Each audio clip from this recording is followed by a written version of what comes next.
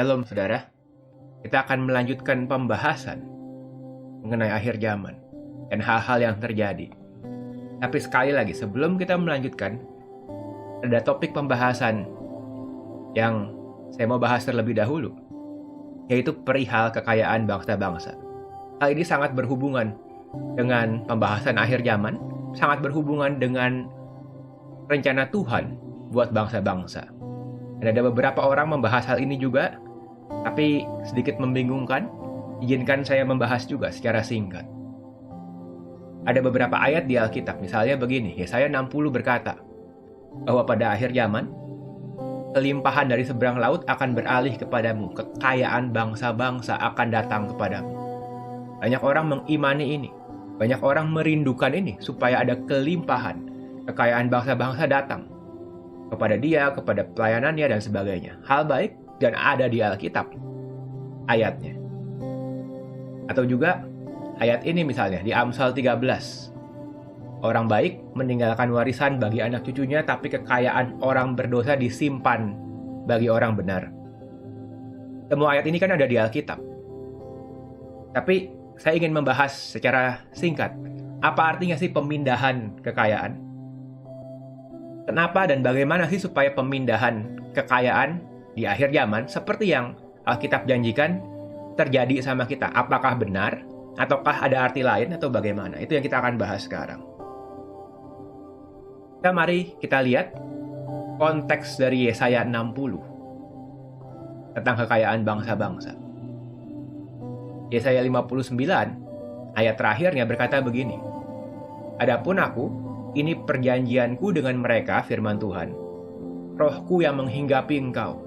Firmanku yang kutaruh dalam mulutmu tidak akan meninggalkan mulutmu, dan mulut keturunanmu dan mulut keturunan mereka." Jadi antar generasi, dari sekarang sampai selama-lamanya, firman Tuhan. Tuhan berjanji menaruh roh dan firman di dalam umatnya. Dan itu menjadi warisan rohani yang diwariskan antar generasi. Akan ada generasi demi generasi penuh roh Tuhan, penuh firman Tuhan. Ini juga berhubungan dengan pembahasan sebelumnya, kebangunan rohani akhir zaman yang akan menjangkau berbagai bangsa termasuk antar generasi. Roh firman Tuhan akan tinggal dan memberkati generasi. Karena itu, ayat selanjutnya langsung berkata, "Bangkit dan jadi terang, karena terangmu datang, kemuliaan Tuhan terbit atasmu." Karena akan ada generasi penuh roh Tuhan, penuh firman Tuhan, jadi mari bangkit. Karena generasi penuh roh Tuhan, firman Tuhan, bangkit jadi terang. Karena keadaan, kegentingan waktu. Karena kegelapan menutupi bumi, kekelaman menutupi bangsa-bangsa. Tapi terang Tuhan terbit atasmu, kemuliaannya menjadi nyata atasmu.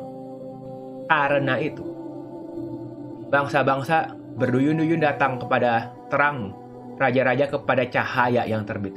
Kenapa bangsa-bangsa datang? Karena umat Tuhan jadi terang. Karena umat Tuhan bangkit.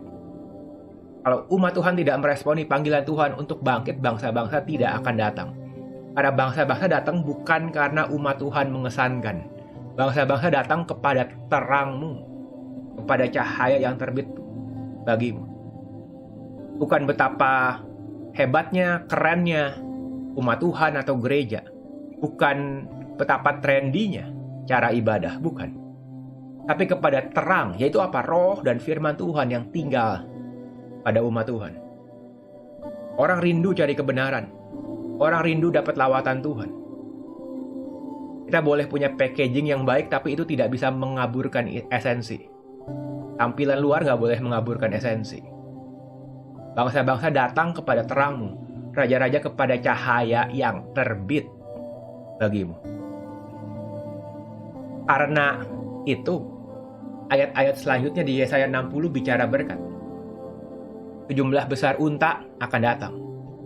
Mereka semua datang dari Sheba, membawa emas, membawa kemenyan. Tapi bukan sekedar bawa harta benda, tapi memberitakan perbuatan masyhur Tuhan. Jadi mereka datang karena memberitakan perbuatan masyhur Tuhan. Gara-gara gereja jadi terang, umat Tuhan jadi terang, akan ada kebangunan rohani. Segala kambing domba Kedar akan berhimpun kepadamu. Domba-domba jantan Nebayot akan tersedia untuk ibadahmu. Semua akan dipersembahkan di atas mezbah Tuhan sebagai korban yang berkenan kepada Tuhan. Dan Tuhan menyemarakan rumah keagungan Tuhan. Bagaimana bisa ada kebangunan rohani Kedar dan Nebayot? Dengan cara umat Tuhan jadi terang. Karena memang ini rencana Tuhan untuk ada korban yang berkenan kepada Tuhan, untuk menyemarakan rumah keagungan Tuhan.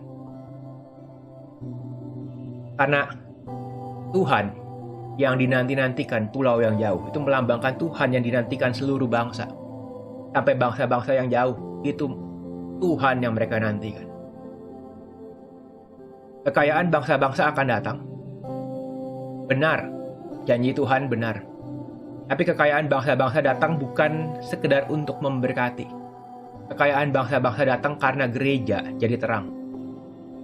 Karena gereja jadi terang. Kekayaan bangsa-bangsa datang, kita bilang, untuk menyemarakan rumah keagunganku. Untuk pekerjaan Tuhan. Kalau Tuhan beneran memberkati umatnya dengan luar biasa, itu bukan buat sekedar umatnya tambah enak hidupnya.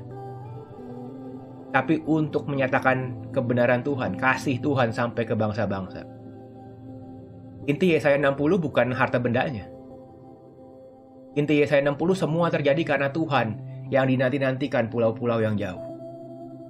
Jadi benar, akan ada pemindahan kekayaan. Tapi terjadi jika gereja Tuhan siap untuk bangkit dan jadi terang di tengah dunia yang kelam.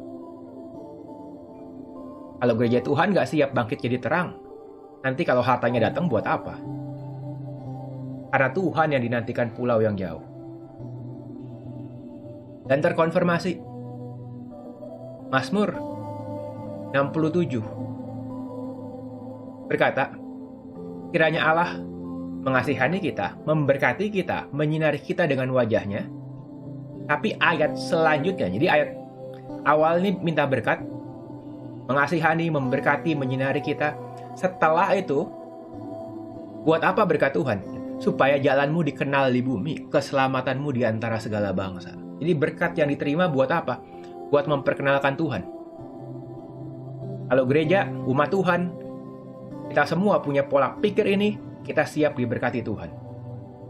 Dengan jauh lebih dari yang kita butuhkan. Karena memang bukan buat kita. Supaya jalan Tuhan dikenal di bumi. Keselamatan Tuhan di antara segala bangsa. Mazmur pasal yang sama nih, ditutup dengan menyimpulkan segalanya yang kita ngomongin. Jelas banget ayatnya bilang begini, Allah memberkati kita, kiranya segala ujung bumi takut akan Dia. Ini dua kalimat singkat yang menyimpulkan segalanya. Allah memberkati kita, ujung bumi takut akan Dia. Yang diberkati kita, tapi sampai ke ujung bumi akan takut akan Tuhan. Pola pikirnya, kalau Tuhan memberkati kita, berkat Tuhan akan dipergunakan untuk pekerjaan Tuhan. Dan makin banyak Tuhan memberkati kita, makin besar tanggung jawab untuk menyatakan kasih Tuhan sampai ke ujung bumi. Pola pikir umat di akhir zaman yang menuntaskan pekerjaan Tuhan. Karena Injil harus sampai ke segala bangsa baru tiba kesudahannya. Kalau pola pikir gereja nggak siap, dia nggak tiba kesudahannya. Jadi, mari kita punya sikap hati yang benar.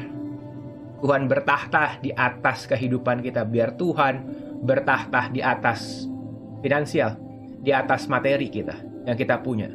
Karena kita milik Tuhan. Dia raja kita. Kita hidup buat Dia.